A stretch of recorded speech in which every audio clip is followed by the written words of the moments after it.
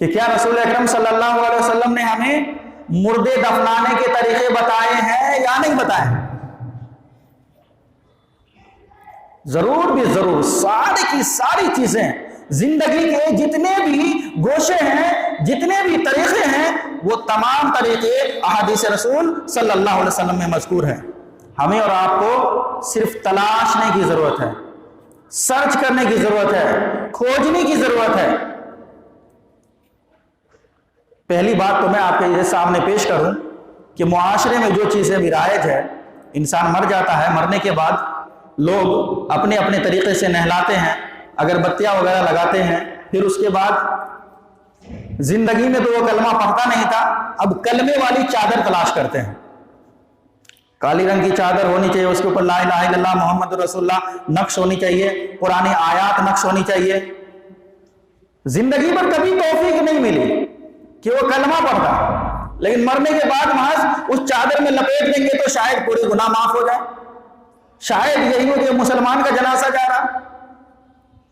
اس کے بعد قبرستان پہنچتے، قبرستان میں دفنانے کے بعد آپ جانتے کیا کیا ہوتا، مردے کے سینے کے اوپر لوگ سرٹیفکیٹ رکھتے ہیں، پھر اس کے بعد جب اسے کئی من مٹی ڈال دیتے ہیں، پھر قبے کی شکل میں ایک قبر بناتے ہیں، پختہ کر دیتے ہیں، پھر اس کے بعد اس بندے کی تاریخ پیدائش سے لے کر کے تاریخ وفات تک لکھ ڈالتے ہیں۔ یہ ہے یا نہیں ہے؟ پھر دعا استغفار کے لیے دعا استغفار نہ جانے کرتے یا نہیں کرتے ہیں، لیکن قرآنی آیات ضرور پڑھتے ہیں۔ ایک مرتبہ قبر پہ کھڑے ہو کر کے پھر باہر آ کر کے، میرے بھائی یہ ساری کی ساری چیزیں، اتنے خرافات تو مجھے یاد بھی نہیں ہے، آپ لوگ زیادہ جانتے ہیں۔ رسول اللہ صلی اللہ علیہ وسلم کی ایک حدیث کی روشنی میں ہم سمجھتے ہیں کہ کیا رسول اکرم صلی اللہ علیہ وسلم نے قبر کے اوپر لکھنے سے منع کیا ہے یا نہیں کیا ہے؟ قبر کے اوپر عمارتیں بنانے میں شریعت اسلام کیا کہتے ہیں؟ کیا لکھنا جائز ہے؟ قبے بنانا جائز ہے؟ عمارتیں بنانا جائز ہے؟ آئیے حدیث رسول سے پوچھتے ہیں۔ سنن ترمذی کھولیے، سنن ترمذی حدیث کی کتاب ہے، اس کے اندر کتاب الجنائز کھولیے، جابر ابن عبداللہ رضی اللہ تعالیٰ عنہ کی روایت ہے۔ جابر ابن عبداللہ رضی اللہ تعالیٰ عنہ کہتے ہیں کہ اللہ کے رسول صلی اللہ علیہ وسلم نے منع کر دیا ان چیزوں سے، چار چیزیں، ایک ایک کر کے سمجھیے، نقطہ سمجھیے، تمام خرافات کا ازالہ ہو جائے گا۔ صرف اس حدیث کو غور سے سننے کی ضرورت ہے، سمجھنے کی ضرورت ہے۔ جابر ابن عبداللہ رضی اللہ عنہ نے کیا کہا کہ نہى النبی صلی اللہ علیہ وسلم، اللہ کے رسول صلی اللہ علیہ وسلم نے منع کر دیا، روک دیا، بیریکیڈ لگا دیا۔ کیا؟ کن چیزوں سے؟ او تجسس القبور، کہ قبر کے اوپر عمارت بنائی جائے، قبر کو پختہ بنایا جائے۔ پختہ کو قبر کو کرنے سے اللہ کے رسول نے کیا کر دیا؟ منع کر دیا، چاہے وہ جس طریقے سے کیا جائے، اینٹ کو گھیر کر کے ہی کیوں نہ کیا جائے، یا پھر انہیں سیمنٹڈ قبری کیوں نہ بنایا جائے، اللہ کے رسول نے کیا کر دیا؟ منع کر دیا۔ یہ رسول کی حدیث سنا رہا ہوں، اللہ کے رسول صلی اللہ علیہ وسلم نے کیا کر دیا؟ وہ منع کر دیا۔ او تجسس القبور، کے کبھی قبر کو ہے نا، قبروں کو پختہ بنایا جائے، اور اسی طریقے سے وہ ان یکتب علیہا، اور اس کے اوپر لکھا جائے، اس سے بھی منع کر دیا۔ چاہے وہ کچھ بھی لکھے، تاریخ پیدائش لکھے یا تاریخ وفات لکھے، یا تبرک کے لیے قرآنی آیات لکھے، میرے بھائیو ان چیزوں سے مردہ کو کوئی فائدہ ہونے والا نہیں ہے، یاد رکھیے۔ ان چیزوں سے کوئی بھی فائدہ مردہ کو ہوتا ہی نہیں ہے۔ میں بتاؤں گا کن چیزوں سے مردے کو فائدہ ہے۔ ہم یہی نہ سوچتے ہیں کہ بھائی ایسے ایسے کر دیں گے تو مردے کو بخش دیا جائے گا، ہرگز ایسا ہونے والا نہیں ہے۔ اگر ایسا ہو جاتا تو رسول اکرم صلی اللہ علیہ وسلم سب سے بڑے پیر تھے، رسول اللہ صلی اللہ علیہ وسلم سے بڑا پیر کوئی نہ پیدا ہوا اور نہ ہوگا۔ اگر اللہ کے رسول چاہتے تو تمام کے تمام قبور والوں کو ایک ایک سرٹیفکیٹ دے دیتے۔ مہر نبی صلی اللہ علیہ وسلم نے جو مہر بنوائے ہوئے تھے، انگوٹھی سے وہ مہر چھاپ کر کے اس کے سینے میں رکھ دیتے، لیکن اللہ کے رسول نے ایسا کبھی کیا نہیں کیا۔ اللہ کے رسول صلی اللہ علیہ وسلم نے کبھی پختہ قبر بنوایا نہیں بنوایا۔ اللہ کے رسول نے کبھی کسی صحابی رسول کا نام لکھوایا نہیں لکھوایا، قرآنی آیات لکھوائے نہیں لکھوائے۔ وَأَن يُبْنَى عَلَيْهَا، اللہ کے رسول صلی اللہ علیہ وسلم نے اس کے اوپر عمارت بنانے سے، اللہ کے رسول صلی اللہ علیہ وسلم نے اس کے اوپر مزارات بنانے سے بھی روکا۔ یہ امت میں ہے یا نہیں ہے؟ یہ ہے نا بھائی، جن کے قبور کے اوپر، جتنے لوگوں کے قبروں کے اوپر مزارات بنے ہوئے ہیں، قبے بنے ہوئے ہیں، وہ کوئی غیر مسلم کے قبور ہیں یا مسلمانوں کے قبور ہیں؟ مسلمان قبر والے ہیں نا جی، مسلمان قبر والے ہیں، جو مر گیا وہ بھی مسلمان، اور جو وہاں مزارات کے اوپر پجاری بن کے بیٹھا ہوا ہے، جو وہاں غریب نواز کے قبور کے اوپر، اسی طریقے سے تمام اولیاء اور صالحاں کے قبور کے اوپر مولانا بن کے بیٹھے ہوئے ہیں، بابا بن کے بیٹھے ہوئے، پیر بن کے بیٹھے ہوئے، وہ بھی مسلمان ہیں۔ آخر ہم کلمہ کس کا پڑھتے ہیں؟ لا الہ الا اللہ محمد رسول اللہ۔ میرے بھائیو، لا الہ الا اللہ کا معنی کیا ہوتا ہے، مطلب کیا ہوتا ہے؟ نہیں ہے کوئی معبود برحق کوئی سوائے صرف اللہ کے، اللہ ہی معبود برحق ہے، وہی کارساز ہے، وہی سب کچھ دینے والا، لینے والا، ساری چیزوں کو کی تدبیر کرنے والا اللہ ہی کی ذات ہے۔ تو شریعت کس کی چلے گی؟ اللہ کی شریعت ہونی چاہیے۔ محمد رسول اللہ، محمد صلی اللہ علیہ وسلم اللہ کے رسول ہیں۔ اب طریقہ کس کا ہونا چاہیے؟ رسول اللہ صلی اللہ علیہ وسلم کا طریقہ ہونا چاہیے، اور اللہ کے رسول یہاں منع کر رہے ہیں، لوگ یہاں بنا رہے ہیں۔ یہ بلا بتائیے اس حدیث کی مخالفت ہو رہی ہے یا نہیں ہو رہی ہے؟ جابر بن عبداللہ رضی اللہ تعالیٰ عنہ کیا کہہ رہے ہیں کہ اللہ کے رسول نے ان 4 چیزوں سے منع کر دیا ہے۔ نہى النبی صلی اللہ علیہ وسلم ان تجسس القبور وَأَن يَكْتُبَ عَلَيْهَا وَأَن يُبْنَى عَلَيْهَا، اس کے اوپر کوئی بھی عمارت بنائی جائے، مزارات بنائے جائے، ان سے بھی اللہ کے رسول نے منع کر دیا۔ وَأَن تُوتَعَ، اور نہ ہی قبروں کو روندا جائے، اس لیے قبر والے کو بے عزتی ہوگی نا، قبر کو رودیں گے تو قبر والوں کی بے عزتی ہوگی، توہین ہوگی، تو مردے کی تکریم کے لیے، عزت کے لیے، توقیر کے لیے اللہ کے رسول صلی اللہ علیہ وسلم نے فرمایا کہ اسے روندا بھی نہیں جائے۔ میرے بھائیو، تو قبر والوں کو روندا تو نہیں جاتا ہے، یہ بالکل ثابت شدہ مسئلہ ہے، ٹھیک ہے، لیکن یہ 3 کام پہلے کے ہو ہی رہے ہیں، ہو رہے ہیں یا نہیں ہو رہے ہیں؟ تو یہ رسول اللہ صلی اللہ علیہ وسلم کی حدیث کی روشنی میں کیا ہے؟ یہ بدعت ہے، اور یہ دین میں نیا کام ہے، اور سنت کی مخالفت ہے۔ کیا ہے؟ سنت کی مخالفت ہے۔ اسی طریقے سے میرے بھائیو، کچھ لوگ قبور کے اوپر لکھ دیے، یہ سب کام تو ہو ہی گئے، اب اس کے بعد لمبی چوڑی دعائیں کرتے ہیں۔ شاید کبھی وہ شخص زندہ تھا تو آپ ان کے لیے اتنی دعائیں کرتے، ان کے لیے دعائیں خیر اور دعائیں عافیت کرتے، ان کی خیر خواہی کرتے۔ کبھی ایسی توفیق ملتی نہیں ہے، صرف مر جائے، مرنے کے بعد دیکھیں کتنی لمبی دعائیں ہوتی ہیں۔ وہ دعائیں ہوتی ہے جو رسول اکرم صلی اللہ علیہ وسلم نے نہ تو خود کیا اور نہ کسی صحابی رسول کو کرنے کا حکم دیا۔ اللہ کے رسول صلی اللہ علیہ وسلم کی بہت ہی پیاری حدیث ہے، سنن ابو داؤد کو لیے 3221 نمبر کی روایت ہے، حضرت عثمان ابن عفان رضی اللہ تعالیٰ عنہ حدیث کے راوی، وہ کہتے ہیں کہ رسول اکرم صلی اللہ علیہ وسلم جب کسی میت کے اوپر آتے، جنازہ پڑھتے اور انہیں قبر میں ڈال دیتے تو لوگوں سے فرماتے، کیا کہتے؟ استغفروا لاخیکم، اپنے بھائیوں کے لیے استغفار کرو، اپنے بھائیوں کے لیے استغفار کرو، مغفرت کی دعائیں کرو، ثابت قدمی کی دعائیں کرو، کیونکہ ابھی تمہارا بھائی کچھ گچ ہونے والا ہے، تمہارے بھائیوں سے سوال ہوگا۔ جو بھائی ابھی انتقال کیا ہے یا جو بہنیں ابھی انتقال کی ہے ان سے سوال ہونے والا ہے، ان کی ثابت قدمی کے لیے دعائیں خیر کرو، لیکن نامزد دعائیں کہ یہی دعا اللہ کے رسول صلی اللہ علیہ وسلم کیا کرتے تھے کسی بھی حدیث میں مذکور نہیں ہے۔ اور کیوں نہیں، یاد رکھیے اس میں بھی حکمت ہے۔ اگر کوئی پڑھا لکھا بندہ ہے تو وہ تو اس دعا کو پڑھ لے گا، لیکن اگر جو پڑھا لکھا نہیں ہے وہ کیسے اس دعا کو پڑھ پائے گا؟ تو اللہ کے رسول نے فرمایا اپنی زبان میں ہی، اپنے بھاشے میں ہی تم اللہ رب العالمین سے اپنے بھائی کے لیے استغفار کرو، استغفار کرو۔ تو اس لیے قبر کے اوپر جانے کے بعد دعا کو ہاتھ اٹھا کر کے کرنا یہ ہم جائز نہیں سمجھتے ہیں۔ کیوں؟ اس لیے کہ اللہ کے رسول صلی اللہ علیہ وسلم اکثر دعائیں کیا کرتے تھے تو ہاتھ اٹھا کر کے کیا کرتے تھے، لیکن یہاں صحابی رسول نے ذکر ہی نہیں فرمایا کہ اللہ کے رسول نے کیسے دعائیں کی، کون سی دعائیں کی، وہ الفاظ کیا تھے۔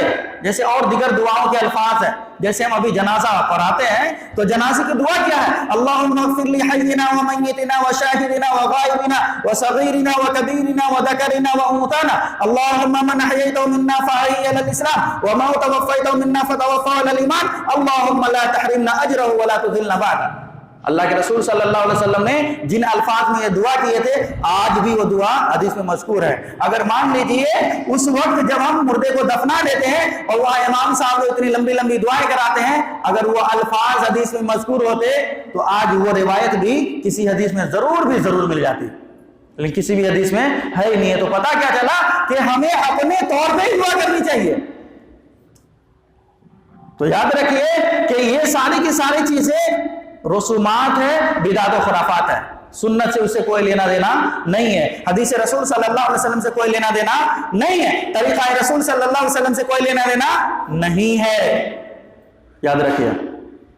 اب اس کے بعد بہت سارے ایسے بھائی ہیں جو ان چیزوں کو سنت سمجھتے ہیں، ان چیزوں کو شریعت سمجھتے ہیں، ان چیزوں کو اصل مسلمانیت سمجھتے ہیں، کہ وہاں سے آنے کے بعد 2-3 دن کے بعد پھر سیم کرتے ہیں۔ یہ تو میں لفظ ہی نہیں جانتا کہ سیم ہے کیا، سیم کا معنی کیا ہوتا مجھے پتا نہیں، اگر آپ لوگوں کو پتا ہو تو مجھے بتائیے گا، مجھے پتا ہی نہیں ہے، کیونکہ میں یہ فرسٹ علاقہ ہے آپ لوگوں کا کہ جہاں آیا تو یہ سیم ہو رہا ہے، نہیں تو دوسرے علاقے میں یہ سب نہیں ہوتے ہیں اور دوسرے بدعت و خرافات ہوتے ہیں، لیکن یہ چیزیں میں نے کبھی سنی ہی نہیں۔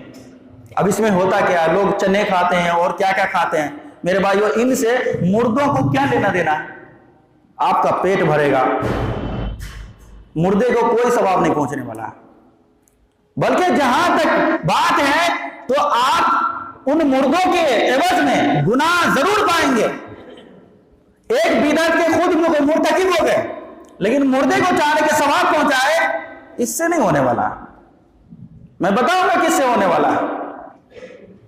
اگر مان لیجئے اللہ کے رسول صلی اللہ علیہ وسلم کی سنت میں یہ چیزیں ہوتی تو رسول اللہ صلی اللہ علیہ وسلم کے دور میں اتنے اصحاب شہید ہوئے۔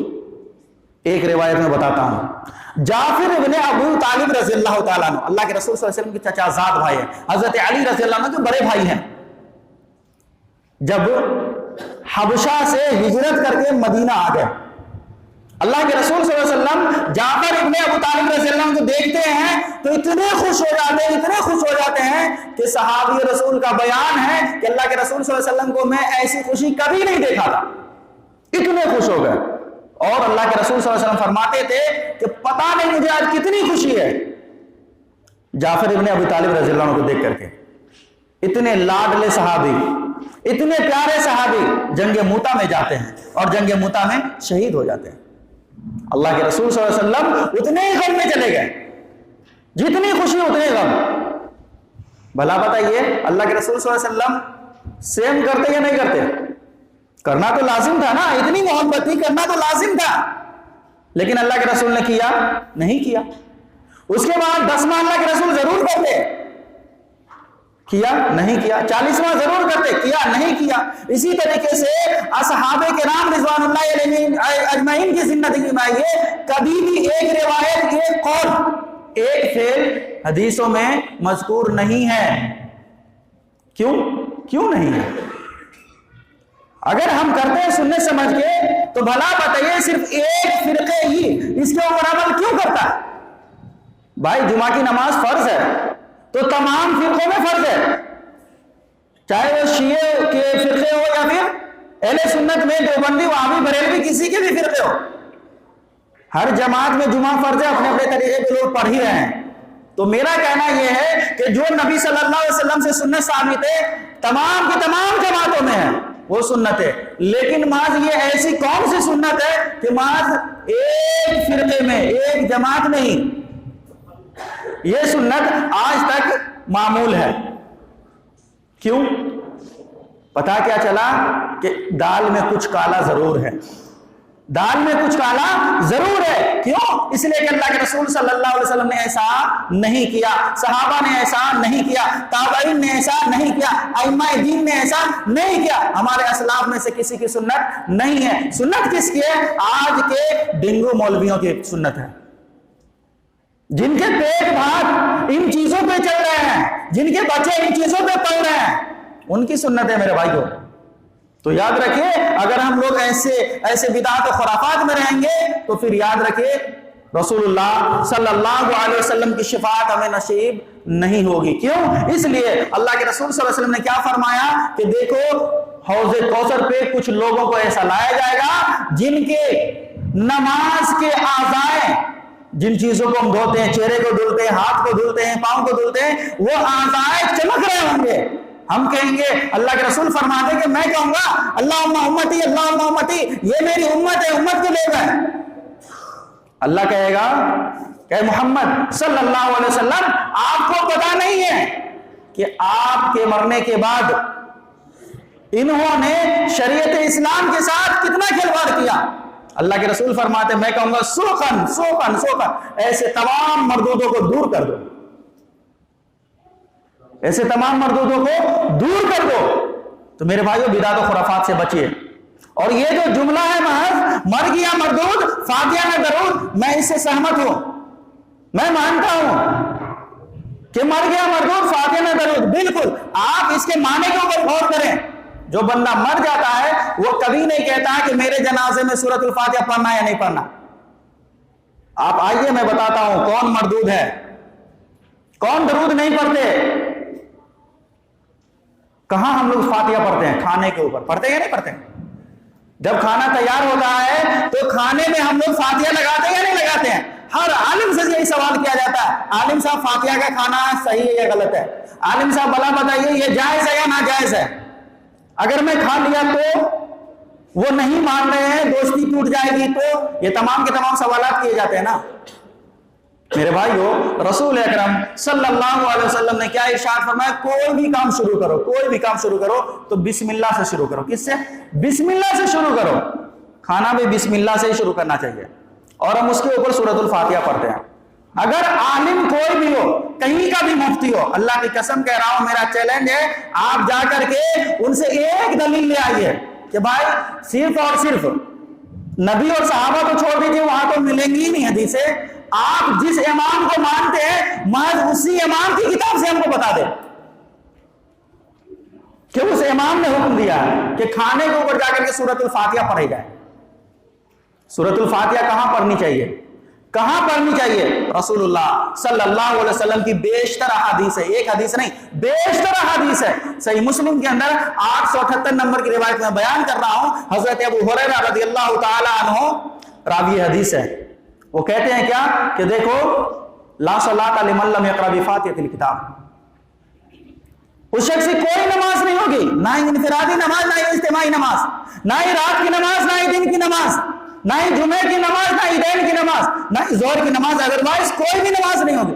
لا صلاۃ لمن لم یقرأ بفاتحۃ الکتاب، جس نماز میں سورۃ الفاتحہ نہ پڑھی جائے۔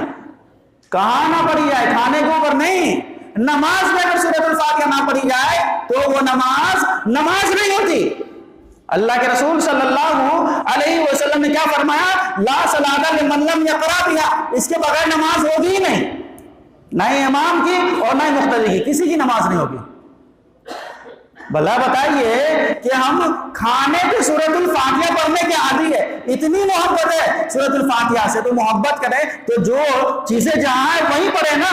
آپ نماز میں پڑھیں، ہم تو کہہ رہے ہیں کہ آپ نماز میں سورۃ الفاتحہ پڑھیے، اگر کوئی سورۃ الفاتحہ نماز میں نہیں پڑھتا تو اس کی نماز نہیں ہوتی، تو جو نہیں سورۃ الفاتحہ پڑھے نماز میں وہ انسان مردود ہے۔ میں بتاتا ہوں کیسے۔ صلاۃ جنازہ پڑھتے ہیں، نماز جنازہ، بھائی نماز جنازہ نماز ہے یا دعا ہے؟ بہت سارے بھائی بولتے ہیں دعا ہے، دعا ہے، نماز نہیں ہے، بچنے کے لیے، گلیاں نکالنے کے لیے بولتے کیا؟ دعا ہے۔ میں آپ سے پوچھنا چاہتا ہوں ایمانداری سے بتائیے کہ دعا کے لیے قبلہ رخ ہونا شرط ہے؟ دعا کے لیے باوضو ہونا شرط ہے؟ دعا کے لیے نیتوں کا باندھنا شرط ہے؟ بھلا بتائیے۔ دعا کے لیے تکبیریں کہنا شرط ہے؟ نہیں۔ امام بخاری رحمت اللہ علیہ امیر المومنین فی الحدیث ہے، سب سے عظیم کتاب حدیث میں امام بخاری رحمت اللہ علیہ کی، اس نے باب باندھا، ٹاپک ہیڈنگ لائن لکھا کیا کہ یہ نماز ہے، نماز جنازے کی نماز ہے، لیکن لیس لہ رکوع ولا سجود، یہ نماز ایسی نماز ہے جس میں رکوع اور سجدے نہیں ہیں، لیکن یہ نماز ہے، یہ نماز ہے میرے بھائیوں۔ تب تو ہم قبلہ رخ ہوتے ہیں، باوضو ہوتے ہیں، تکبیریں کہتے ہیں۔ اب وہاں مولوی کیا کرتے ہیں؟ مولوی سورۃ الفاتحہ پڑھتے ہیں؟ نہیں پڑھتے ہیں، فتویٰ کہہ دیتے ہیں کہ اگر سورۃ الفاتحہ پڑھو گے تو منہ میں آگ بھری جائے گی۔ میرے بھائیو، انہی آگ سے بچنے کے لیے اصحابہ کرام رضوان اللہ علیہم اجمعین نے کلمہ پڑھا تھا، لا الہ الا اللہ محمد رسول اللہ۔ بھلا بتائیے جو کلمہ پڑھنے والا اس کے منہ میں آگ کیسے بھری جائے گی؟ ہم گانا تھوڑے ہی گا رہے ہیں، گالی تھوڑے ہی دے رہے ہیں، اللہ کا کلام پڑھنے میں بھی آگ بھری جائے؟ آپ لوگ کامن سینس لگائیے، سوچئے، سمجھئے کہ بھلا یہ کیسے عالم علماء ہیں، کیسے مفتیان دین ہیں، کیسے ائمہ دین ہیں میرے بھائیو؟ ایسے لوگوں کو امام بنائے رکھے ہیں، تو پھر وہ کیا فتویٰ دیں گے آپ کو، کیا بتائیں گے؟ یاد رکھیے اللہ کے رسول صلی اللہ علیہ وسلم نے کیا فرمایا کہ کوئی نماز نہیں ہوگی، تو یہ نماز جنازہ بھی نماز ہے، اگر اس نماز کو بھی بغیر سورۃ الفاتحہ کی پڑھائی جائے تو وہ نماز بھی نماز نہیں ہوگی۔ میرے بھائیو، درود بھی پڑھتے ہیں تو درود ابراہیمی نہیں پڑھتے، جو سنی درود ہے رسول اللہ صلی اللہ علیہ وسلم نے جو بتایا درود، وہ درود نہیں پڑھتے ہیں، اپنی بناوٹی درود پڑھتے ہیں، میڈ ان مولوی درود پڑھتے ہیں، میڈ ان رسول درود نہیں پڑھتے۔ میرے بھائیو، تو مر گیا مردود، فاتحہ نہ درود، کون ہوئے؟ کون لوگ مستحق ہے؟ یہ ایسے نہ کہا جائے، بلکہ ایسے کہا جائے مر گیا نہیں، مار دیا مردود، فاتحہ نہ درود۔ جو بندہ مر رہا وہ کبھی نہیں کہتا کسی کو۔ آپ لوگ، ہم لوگ ان کے اس دعا کے اور اس بدعت کے مرتکب ہیں کہ ہم ان کی نماز جنازہ بغیر سورۃ الفاتحہ کے پڑھا رہے ہیں۔ میرے بھائیو یاد رکھیے، تو پھر ایسی بدعت و خرافات اگر ہمارے معاشرے میں رہے تو اس سے انتشار پیدا ہوگا اور امت کبھی بھی اتحاد پہ نہیں آئیں گی۔ اس لیے میں کہتا ہوں، آئیے رسول اللہ صلی اللہ علیہ وسلم کی سنت کی طرف، آئیے اصحابہ کرام رضوان اللہ علیہم کے طریقے کی طرف، اور ایک ایک عمل کیجئے تو اللہ کے رسول صلی اللہ علیہ وسلم کے طریقے کے مطابق، کیونکہ نبی کریم صلی اللہ علیہ وسلم کو حکم دیا گیا ہے۔ قرآن مجید کا ادیش یہی ہے، قرآن مجید کا میسج یہی ہے، احادیث رسول صلی اللہ علیہ وسلم کی تمام احادیث کا خلاصہ یہی ہے میرے بھائیو، کہ چھوٹا عمل ہو یا بڑا عمل ہو، چاہے بچے کی پیدائش کو بڑا عمل ہو یا جو مردہ مر جاتا ہے اس کی تدفین کو بڑا عمل ہو، تمام کے تمام اعمال رسول اللہ صلی اللہ علیہ وسلم کے طریقے کے مطابق ہی کرنے میرے بھائیو۔ اگر اللہ کے رسول صلی اللہ علیہ وسلم کے طریقے کے اوپر ہم اپنے اعمال کو بجا لائیں گے تو اللہ رب العالمین قبول کرے گا، ورنہ قرآن کی آیت سنا دیتا ہوں، اللہ نے فرمایا وَمَن يَبْتَغِ غَيْرَ الْإِسْلَامِ دِينًا فَلَن يُقْبَلَ مِنْهُ۔ دیکھو اسلام نے جو طریقہ بتایا ہے، رسول اکرم صلی اللہ علیہ وسلم نے جو طریقے بتائے ہیں، ان طریقوں کے علاوہ چاہے آپ مفتیان دین کا طریقہ اپنا، چاہے ائمہ دین کا طریقہ اپنا، چاہے قاری صاحب کا طریقہ اپنا یا امام صاحب کا طریقہ اپنا، اللہ قبول نہیں کرے گا۔ وَمَن يَبْتَغِ غَيْرَ الْإِسْلَامِ دِينًا فَلَن يُقْبَلَ مِنْهُ۔ اسلام کے طریقے کے علاوہ کوئی بھی طریقہ اللہ کو قبول نہیں ہے۔ کیوں؟ ان الدین عند اللہ الاسلام۔ اللہ رب العالمین نے اس طریقے کو، جو بھی طریقے اللہ نے بیان کیے قرآن مجید کے اندر اور احادیث رسول صلی اللہ علیہ وسلم کے اندر، جتنے بھی طریقے مذکور ہیں، وہ تمام طریقے اللہ کو محبوب اور پسند ہے۔ بس وہی اعمال آپ کے قبول ہوں گے جو رسول اکرم صلی اللہ علیہ وسلم کے طریقے کے اوپر کیے گئے ہوں گے، اور صحابہ کرام رضوان اللہ علیہ السلام نے کیا ہوگا، وہی طریقہ اللہ رب العالمین کو قابل قبول ہوگا۔ اللہ رب العالمین سے میں دعا کرتا ہوں اللہ رب العالمین ہم تمام لوگوں تمام تر مذکورہ باتوں کو سمجھنے کی توفیق عطا فرمائے۔ اللہ رب العالمین ہمارے معاشرے میں سے اللہ بدعات و خرافات کو دور کر دے، رسومات کو دور کر دے۔ اللہ رب العالمین ہم تمام لوگوں کو ہر ایک عمل اللہ رب العالمین سنت رسول صلی اللہ علیہ وسلم کے مطابق کرنے کی توفیق عطا فرمائے۔ آمین۔ سبحان رب العزت عما یصفون وسلام علی المرسلین والحمد للہ رب العالمین۔